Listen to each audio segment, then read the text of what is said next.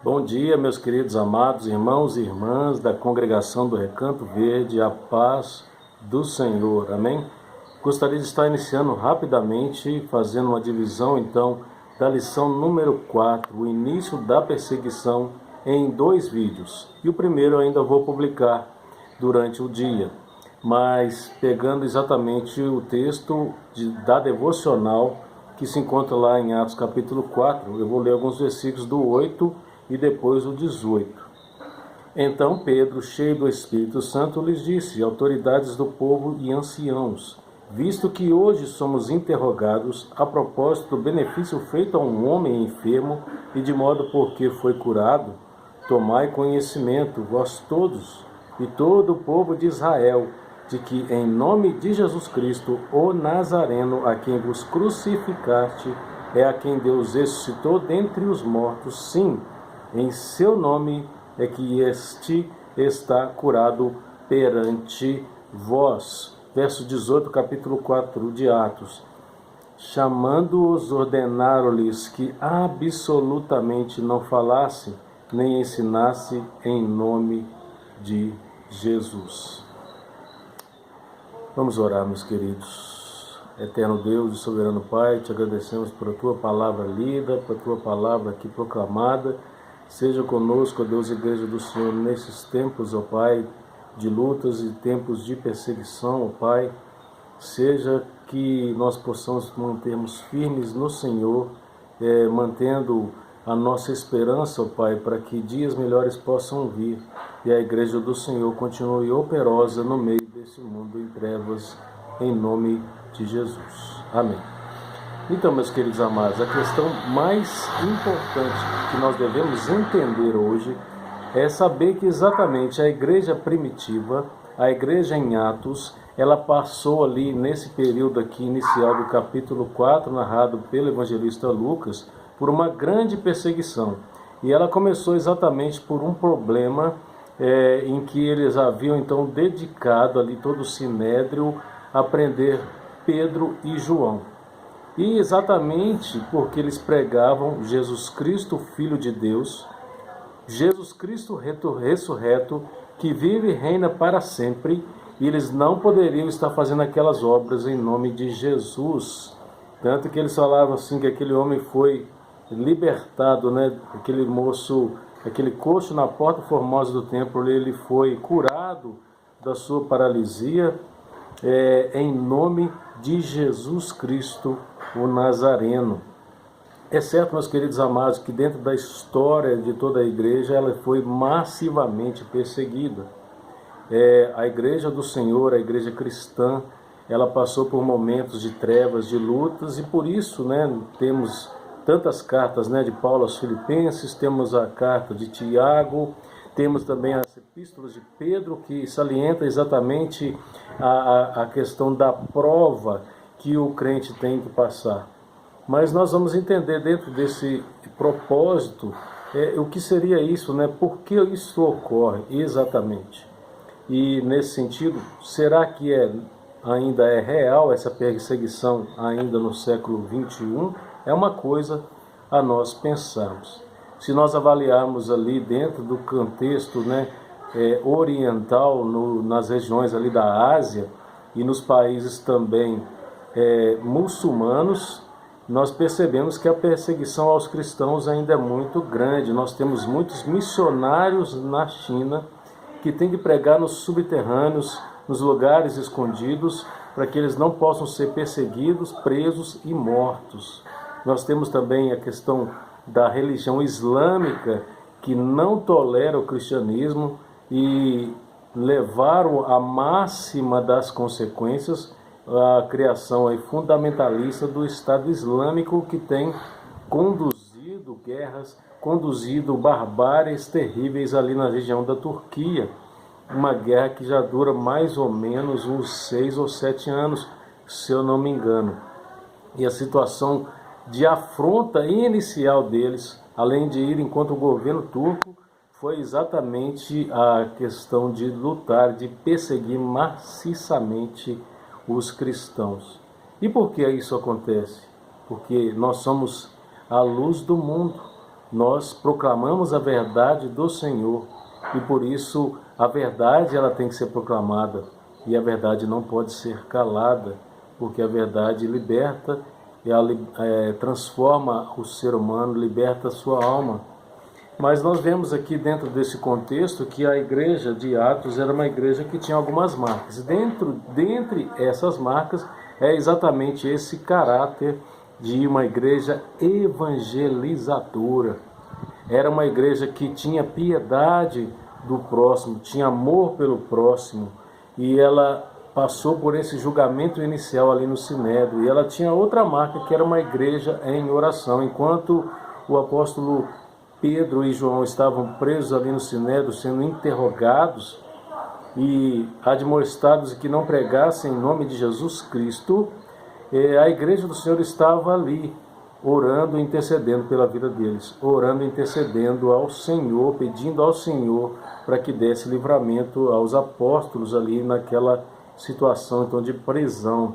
Mas nós vemos então a lição ela é dividida em alguns aspectos. Ela trata do povo, ela trata das autoridades, depois vai tratar dos apóstolos. Eu vou tratar até a metade do assunto relacionado às autoridades e, sobretudo, autoridades religiosas daquele tempo.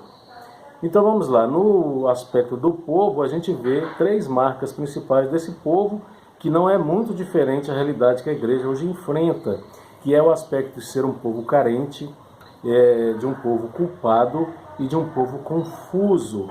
E aí, nesse sentido, a gente vê logo de cara que o coxo ali, o aleijado ali na porta formosa do templo, ele está representando uma realidade social daqueles dias. A miséria era muito latente na vida do povo, principalmente porque o Império Romano era um império que castigava, um império que também perseguia, que assolava a sociedade e ampliava mais ainda a fome, ampliava mais ainda a miséria dentro do povo. E a comunidade judaica, o povo judeu também estava sendo servido dessas mazelas. E esse homem está ali durante esse período, então, pedindo esmola durante toda a sua vida, né? E ele está ali pedindo esmolas e representa exatamente essa realidade do povo que vive em miséria, desse povo que vive sofrendo, né, as suas mazelas, né? Tanto que a gente pega aqui, então acontece essa cura em nome de Jesus. Olha o que o texto diz: Pedro, porém, lhe disse: não possuo nem prata nem ouro, mas o que tenho, isto te dou. Em nome de Jesus Cristo Nazareno, anda. E tomando-o pela mão direita, o levantou imediatamente, e os seus pés e tornozelos se firmaram, e de um salto se pôs em pé, e passou a andar, e entrou com eles no templo, saltando e louvando a Deus. Se a gente vê mais à frente nas Escrituras, é exatamente o que incomodava ali o Sinédrio e incomodava os sacerdotes da religião judaica. Era exatamente esse aspecto de se compadecer do próximo, de se compadecer da miséria do próximo, e de se compadecer dos doentes, dos desvalidos. E esta é a proposta cristã. Nós vemos muito claramente no Evangelho de Marcos, principalmente, as multidões vão cercando Jesus de todo tipo de enfermidades, e Jesus se compadeceu de cada um deles, e Jesus curou cada um deles que se chegava até ele. E nós vemos essa marca no cristão, e nós vemos essa marca diante do cristianismo genuíno que professa o nome de Jesus e que prega esse Jesus Cristo, o Nazareno. E a gente vê então dentro desse primeiro ponto, né, que a miséria é uma miséria que é real dentro desse povo, e essa miséria ainda perdura até os nossos dias. O povo era um povo culpado, o povo trazia sobre si uma mazela muito terrível. Se os irmãos perceberem ali nos atos, todos esses atos extremamente controlados e para cumprir um propósito maior, que é a salvação do homem pecador, nós vemos que aquele povo diante de Pilatos exatamente dizia em alta voz: crucifica-o, crucifica-o, levando Jesus Cristo então a morte ali na cruz do Calvário. E ao mesmo tempo deixando e permitindo que um grande e terrível homicida fosse solto. Essa era uma sociedade que aí é muito clara dentro dos nossos tempos de hoje, que é uma sociedade que é culpada, é uma sociedade que vive em trevas, é uma sociedade de um povo que jaz no maligno e precisam e necessitam de fato da salvação e necessitam de fato da remissão de pecados para que eles possam sair dessa situação de culpa, porque todos pecaram e carecem da glória de Deus, assim escreve Paulo aos Romanos, deixando extremamente claro, em alto e bom som, que não há um justo sequer, não há um que se salve, não há quem entenda, não há quem busque a Deus, todos se perderam, estão extraviados. E essa é a realidade que tanto a igreja em Atos Apóstolos tinha, como também nós temos hoje, a realidade de enfrentar um mundo em trevas, um mundo que jaz no maligno, um mundo em que há um povo que é extremamente culpado pelo pecado. E se eles não confessarem o nome de Jesus Cristo, eles vão ser condenados no dia do Senhor, como o próprio escritor aqui salienta em Atos 17, versículo 30, né? E outro aspecto aqui marcante também é o aspecto de um povo confuso. E relacionado a essa realidade é a questão da confusão mental. Ao mesmo tempo eles estavam ali mandando crucificar um santo, crucificar um homem justo e libertar um homicida, soltar Barrabás. E nesse aspecto, esse povo era confuso por causa dos seus pecados, né? Ninguém poderá, e aí o texto entra dentro de uma situação que fala que ninguém poderá se declarar inocente por não conhecer a lei. Todos nós conhecemos a lei. Não matarás, não furtarás, não adulterarás, aquela lei mais básica que tem ali nos 10 mandamentos.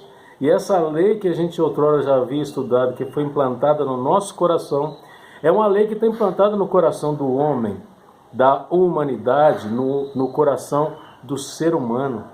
E ele sabe muito bem que ele não vai ser justificado por não conhecer algumas coisas da lei. Não, ele vai ser condenado porque a lei está aí para isso.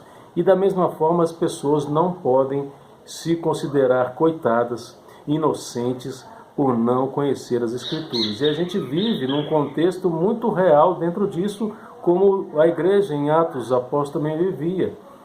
Tirando a comunidade judaica, todo o resto do mundo era extremamente cercado de um paganismo muito grande, em que era cercado de uma religiosidade muito grande, mas uma religiosidade voltada ao politeísmo, à adoração de vários deuses e, sobretudo, a adoração de falsos deuses.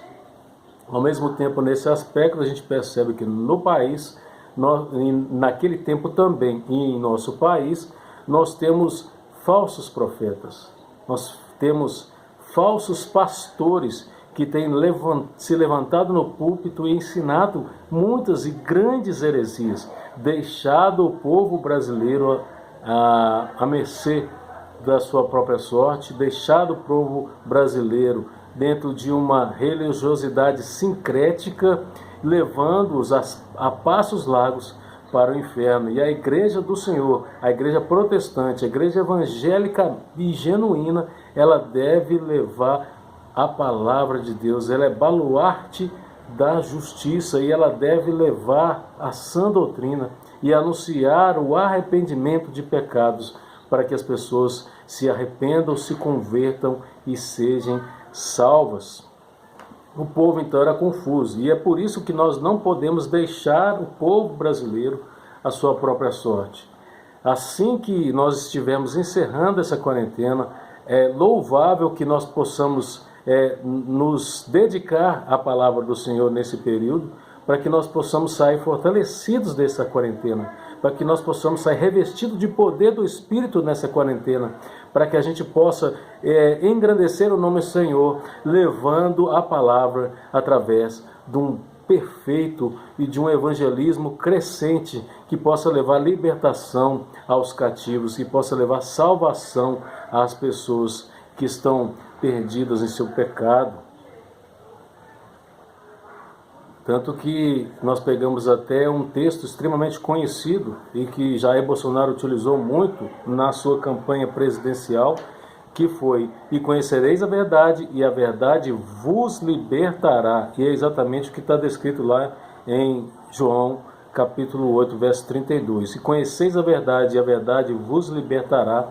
É a verdade que precisamos anunciar aos 4 cantos do mundo, a começar pelo nosso país, para que as pessoas sejam libertadas dos seus pecados, para que as pessoas tenham ainda tempo de arrependimento e elas sejam salvas e libertas, porque o tempo do fim está próximo. E aí ele vem trabalhar também com as autoridades extremamente marcadas aí dentro desse aspecto aí do sinédrio, né? Dentro do aspecto de autoridade judaica e de autoridade religiosa. A gente pega ali um pouquinho dentro do capítulo 4, olha para vocês verem, meus queridos amados, o que o texto diz, né? Com o sumo sacerdote Anás, Caifás, João, Alexandre e todos os que eram da linhagem do sumo sacerdote, e pondo-os perante eles, os arguíram: com que poder ou em nome de quem fizeste isso? Isso indagando e perguntando Pedro, né, sobre o poder e sobre em nome de quem estavam realmente realizando curas, milagres e prodígios e evangelizando e proclamando o nome do Senhor. Então isso deixou as autoridades religiosas extremamente preocupadas e extremamente com a intenção de persegui-los o tempo inteiro, e se pudesse, tivesse que encerrá-los em grades, em prisões. E a gente vê que eles têm realmente muito poder. Eles tinham exatamente, e têm até hoje, dentro da religião judaica ortodoxa, esse princípio aí do sinédrio, que são autoridades mesmo religiosas. Mas a gente sabe que quanto mais é dado poder, mais é cobrado. E nós sabemos que recai sobre eles o peso de ter levado e de ter mandado Jesus ali na cruz do Calvário. E agora, de forma insensata, começaram a perseguir os apóstolos e discípulos do nosso Senhor Jesus Cristo, né? Tanto que o texto ainda fala, né? Mataram o autor da vida. Então recaía sobre o sinédrio todo esse aspecto de ter levado Jesus à cruz do Calvário e realmente ter colocado um fim, entre aspas, né, na história do povo cristão ali em Jerusalém. Dentro desse sentido, eles eram também, nesse aspecto aqui, né, eles eram acusados pela morte de Cristo, eram acusados pela liberdade que eles deram ao grande e terrível homicida Barrabás, e agora na situação de acusados eles também eram ressentidos. E aí tem uma questão muito interessante que eu gostaria de apontar sem muita delonga, que é aquele período que eu disse do último estudo, que é o período interbíblico. O sinédrio até então, com toda a sua pompa, com todo o seu poder, com toda a sua autoridade, eles acreditavam que o período do Messias, ou o período do restabelecimento da nação de Israel, ocorreu exatamente no período dos Macabeus. E eles conseguiram, de uma certa forma, vencer a tirania do rei da Síria, chamado Antíoco Epifânio, que reinou sobre a Síria e entrou dentro de Jerusalém e tomou toda a região da Palestina entre os anos 175 a 164 a.C. E aí o que eles fizeram? Ele era um homem extremamente terrível. Ele era um homem sanguinário e colocava os judeus à prova e levavam eles até a morte. E aí o que acontecia? Mais do que nunca, eles profanaram, né? Antíoco Epifânio, ele profanou o templo em Jerusalém. E ele profanou o templo de Jerusalém, então levanta aí, através de Matatias, uma grande revolução, uma grande revolta. E Matatias, com os seus conservos ali, ele consegue desbaratar o poder de Antíoco Epifânio e consegue estabelecer uma paz verdadeira, uma paz que durou 70 anos em Jerusalém, e essa paz para o Sinédrio, então eles acreditavam que teria sido nesse episódio entre o ano 134 a 63 antes de Cristo, e eles estavam ressentidos. E como que aparece alguém agora falando em Jesus, o Nazareno, Jesus Cristo ressurreto, é no nome dele que fazem essas obras, e eles ficam realmente ressentidos e passam a perseguir a Igreja do Senhor, né? No Brasil a gente percebe alguma coisa nesse aspecto, né? Os irmãos, não sei se já ouviram falar da Confissão de Fé de Guanabara, e realmente a Confissão de Fé de Guanabara é a primeira confissão de fé na América, em 1558, em que 5 calvinistas foram trazidos ou foram enviados por João Calvino para serem missionários no Brasil, principalmente ali na Baía de Guanabara. E eles foram extremamente perseguidos, foram humilhados, foram colocados no cárcere, e durante 12 horas eles deveriam responder à questão da fé. E responderam à questão da fé embasada nas Escrituras, embasadas em Cristo Jesus, mas mesmo assim foram levados à forca e lançados num despenhadeiro. Dos 5, me parece, 4 foram mortos e lançados no despenhadeiro, demonstrando exatamente que a perseguição aos protestantes no Brasil sempre ocorreu. E ela ainda vem sendo realizada nos nossos dias de hoje, também de forma indireta. Quando a gente pega, então, um aspecto em que debocham da nossa fé, um aspecto que levam para uma arte, entre aspas, uma arte, que profana o nome do Senhor, que colocam figuras que remetem a Cristo e colocam ele a uma situação vexatória, humilhante, eles estão, de uma certa forma, indiretamente perseguindo a igreja. Então nós vemos exatamente que isso é uma marca que a igreja vai seguir. A igreja vai ser sempre perseguida em nome de Cristo Jesus, porque nós somos discípulos de Cristo, mas a igreja vai ser uma igreja evangelizadora no meio de um mundo de trevas. E a igreja do Senhor vai ser sempre essa igreja de oração. E eu agradeço aos irmãos e peço que todos estejam aí refletindo na palavra de Deus, principalmente quando a gente pega a lição, ela tem alguns textos básicos para serem lidos diariamente, e é importante que os irmãos também leiam esses textos base para que consigam consolidar o entendimento completo aí de toda a lição. E eu vou fazer exatamente um segundo vídeo dentro da sequência da proposta, né, das autoridades admirados, e eles eram ameaçadores, e depois nós vamos falar então dos apóstolos, fazendo a conclusão então no outro vídeo.